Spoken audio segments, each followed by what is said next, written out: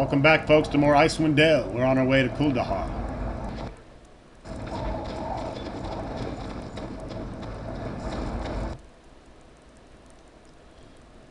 Kuldahar! Fighting their way through the goblin-infested valley of the pass, the survivors of the doomed East Haven expedition at last came upon the small hamlet of Kuldahar. Nestled within the roots of a massive oak tree, the tiny cottages were a welcome sight for the weary travelers. As the party approached the town, a warm breeze blew over them, chasing away the chill of the frozen pass, and carrying with it the sweet scent of cooking fires. Chapter 1 begins, folks. Yes, everything before this was merely a prologue.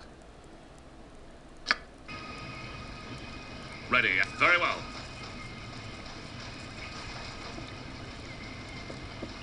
Who's this little guy? It's Nate! Nate Dog! I knew you'd make it through. I just knew it. Who are you? And how did you know we were coming? I'm Nate. Arundel said that help was on its way. I've been out here every day keeping a lookout for you. Where's the rest of your army? Are you just scouts or something? Sorry to disappoint you, kid, but we are alone. Alone?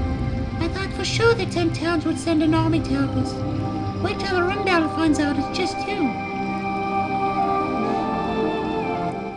Who is Arundel? Arundel's my friend. He's the oldest and smartest man in the whole world. He can talk to animals and all kinds of other cool shit. You should probably go see him if you want to talk to you. Very well, where can we find him?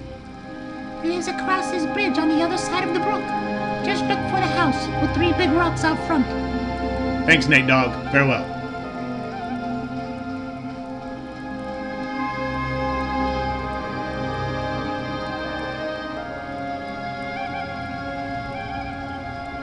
Beautiful graphics for the age of this game. I mean, just breathtaking, especially when it came out.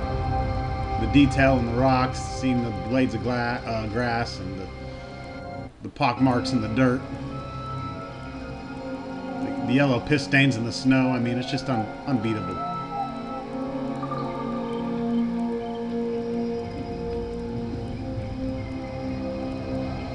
Make sure we uncover as much of this blackness as possible.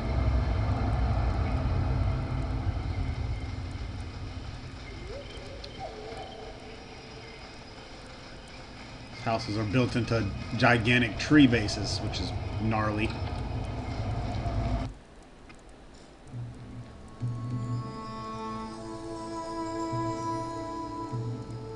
Duty call. Welcome. I've been expecting you for some time now. Expecting us? How is that possible? We've only just recently arrived in town. Yes, well, bad news travels upon swift wings in these mountains.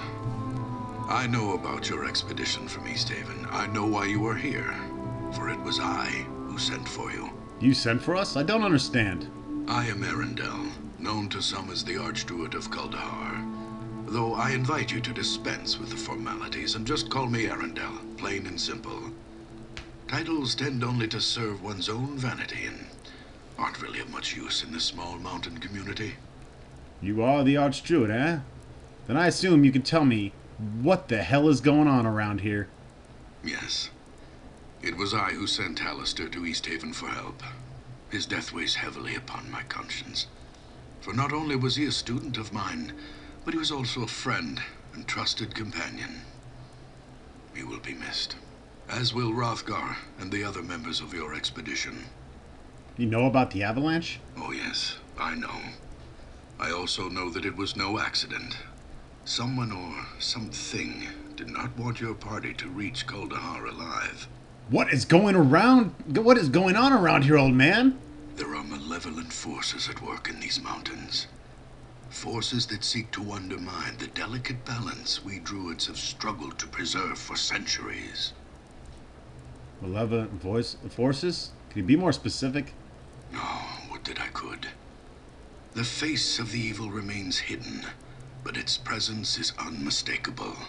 All about us, there are signs of its damaging influence on the balance.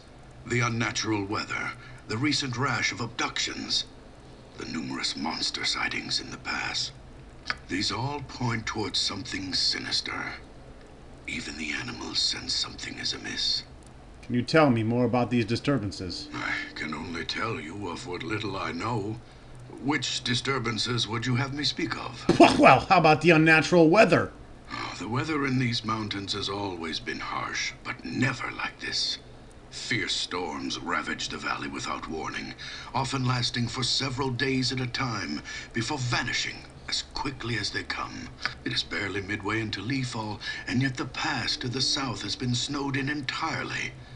Weather such as this is most unnatural. Nature presents itself in cycles that are predictable by those who know what to look for. You spoke of the balance. What sort of balance are you talking about? The balance. It is what the Druids of Kuldahar hold sacred and have worked to preserve for generations. It is all around us. It is us. Balance is the harmony that is achieved when man and nature learn to coexist, no longer contending with one another, but coming together as two parts of a whole. What can you tell me about the Druids of Kuldahar? Balance is the belief that this town is built upon, the very reason for its existence. Druids of Sylvanus, the Oak Father, have tended this shrine since the beginning. For hundreds of years, we have striven to achieve the ideal balance between man and nature. When settlers finally came to this pass, it was the Archdruid Tolban, my predecessor, who laid the foundation for the relationship that led to the birth of this community. Who was Tolban? Tolban was the catalyst for the transformation of the shrine from a sacred grove to a thriving community in which man and nature exist as one. At first, settlers were kept away from the site.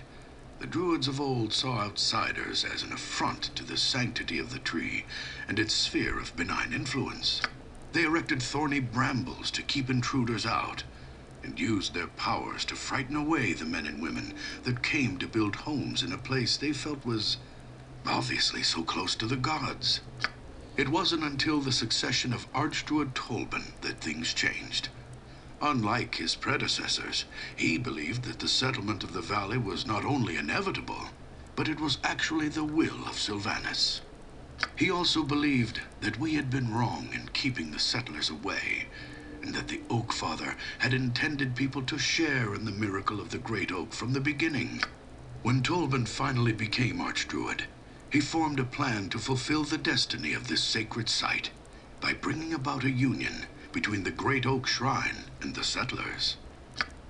It was this union that the Archdruid Tolban believed would achieve the harmony that we had been striving for generations. The harmony between man and nature. As it stands, Kuldahar is a monument to this vision. The tree and town exist in a natural symbiosis, where it is next to impossible to tell where one leaves off and the other begins. But now, the balance is threatened. I see. So what are we to do about all this? I fear that if we do not soon discover the source of these disturbances, then all that we have worked for will be destroyed. The evil that has come to these mountains infects this town like a disease. As its people suffer, so does the tree suffer from the sickness that attacks the balance, corrupting it with its very presence. Already, the circle of warmth that radiates from the great oak has begun to recede. We were forced to abandon the outlying farmsteads as a result of the shrine's fading power. If we do not take action soon, I am afraid that the life-giving warmth will cease altogether. Both the great oak and the town, nestled within its roots, will die. This must not happen. We need your help. Very well. Together we shall root out this evil that threatens this town. What must we do? I suggest you begin by investigating the Vale of Shadows. It is a place not far from here. Darkness has always clung to the floor of the small canyon, as if the light of the sun itself were wary of the place. There are a number of ancient crypts hidden within the shadows of the Vale's narrow cliff walls. There have been rumors of the dead awakening and emerging from their dusty tombs to walk once more amongst men. If these rumors are true, then I suspect that whatever is responsible for disturbing their slumber may be behind the other disturbances as well. Go to the Vale of Shadows, learn what you can about the happenings there, then return here and we shall discuss a course of action. Good luck, and farewell. Wow. Now that was a lot of dialogue. I am on it. I'm assuming you guys don't mind the heavy amount of backstory that is going to come with this. That's what these games are really about, but every once in a while we're going to talk to an NPC that has about 10 minutes of dialogue's worth, and that in such a case as this. I shall see to it. So when we come back in the next video, we'll actually get to explore the town a little bit better.